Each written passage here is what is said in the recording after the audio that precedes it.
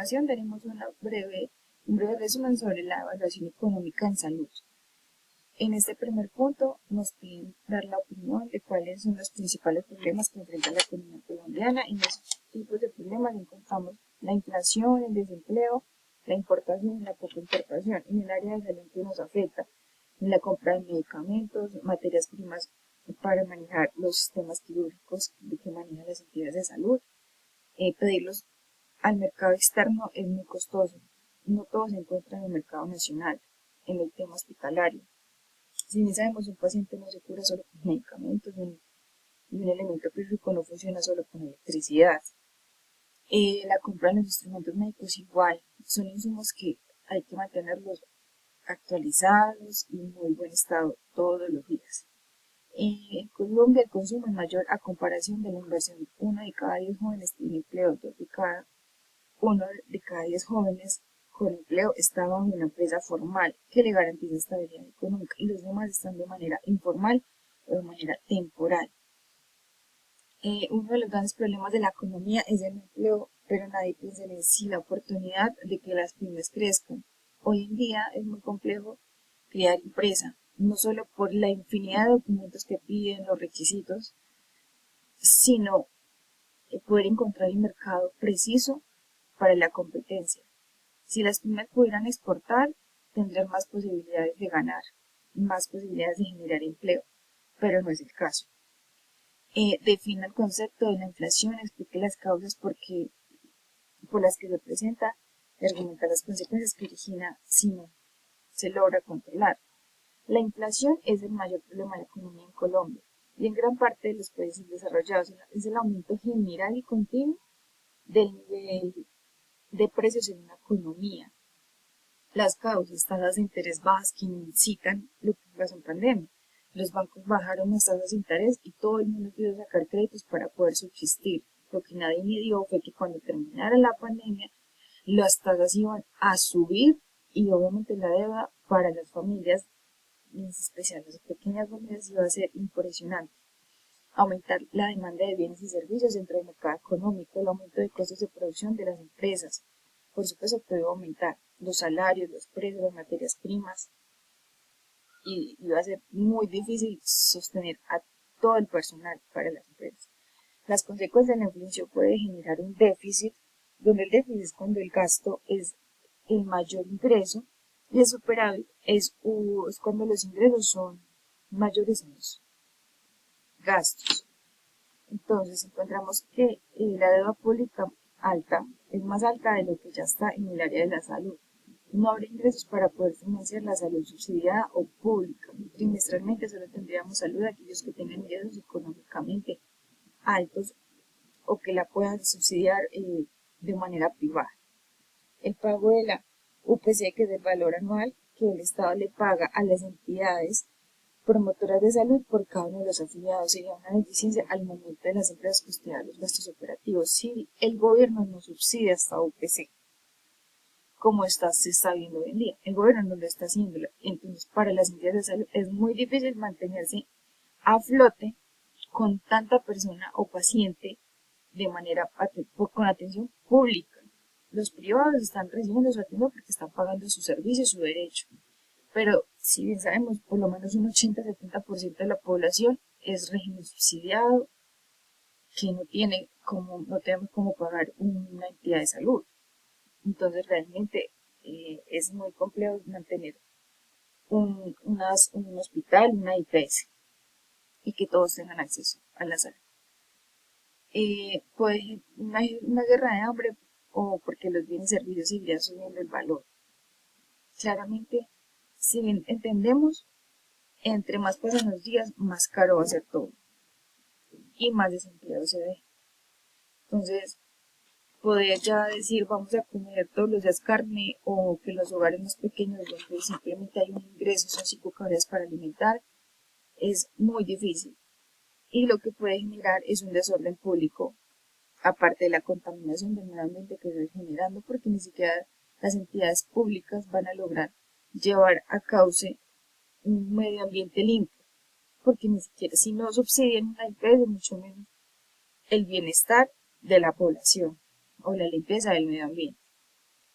explique qué se refiere el concepto población económicamente activa, que en sus siglas es PEA, compare la situación actual del Estado aspecto entre los países europeos y latinoamericanos.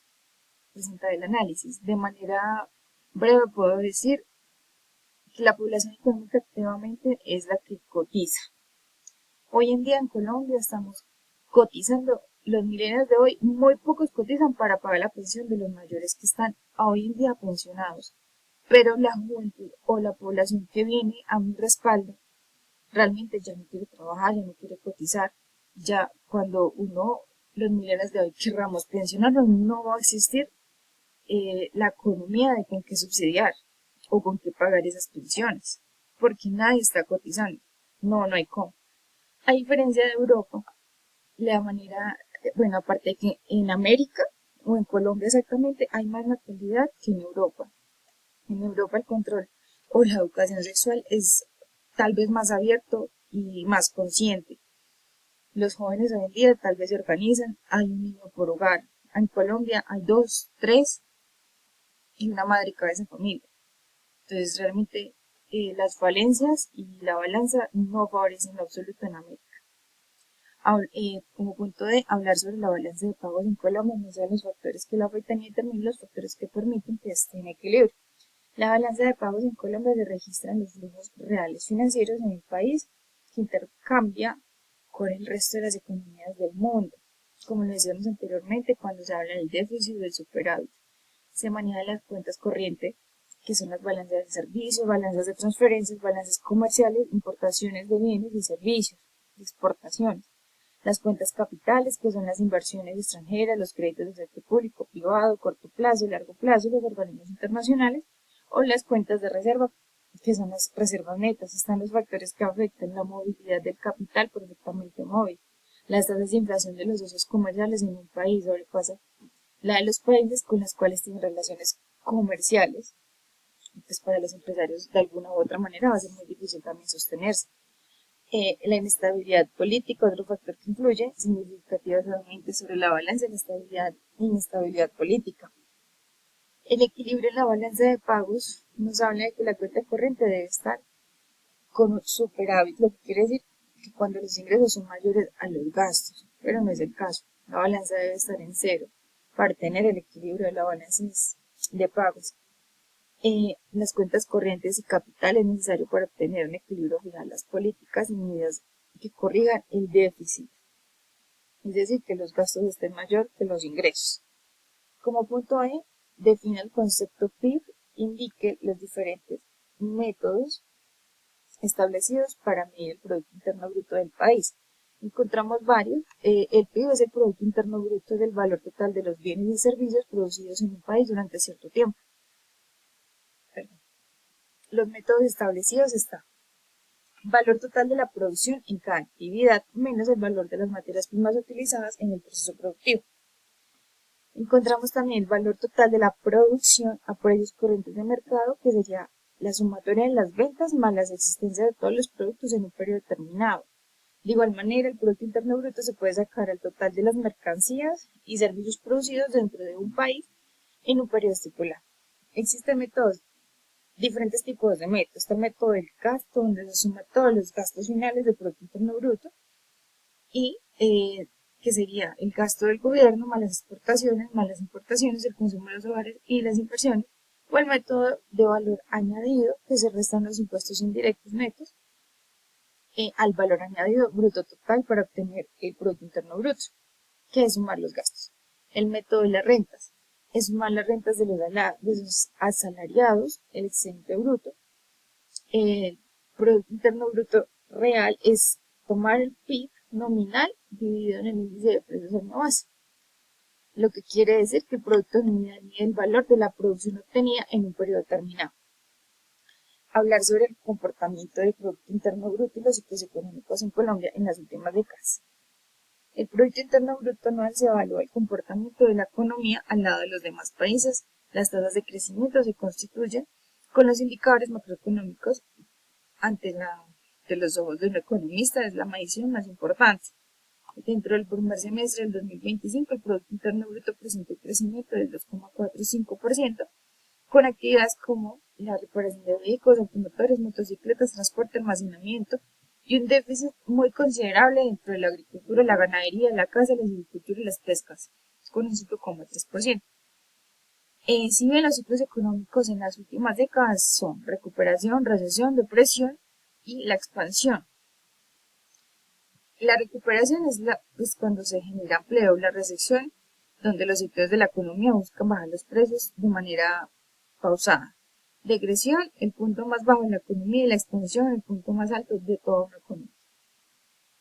El DANE nos indicaba que antes de pandemia teníamos una baja economía, sí, pero no tan terrible como nos tocó vivirla y parar abruptamente como lo fue en una pandemia. Y post pandemia recuperarla, pues no fue la excepción. Fue más duro todavía por las altas tasas de interés que se subieron, por todos aquellos que generaron o que tuvieron la necesidad de sacar un crédito a los bancos. Aparte de eso, que no tuvieron más ingresos. En el tema del campo, antes teníamos exportaciones, ahora ya no, ya solo tenemos importaciones.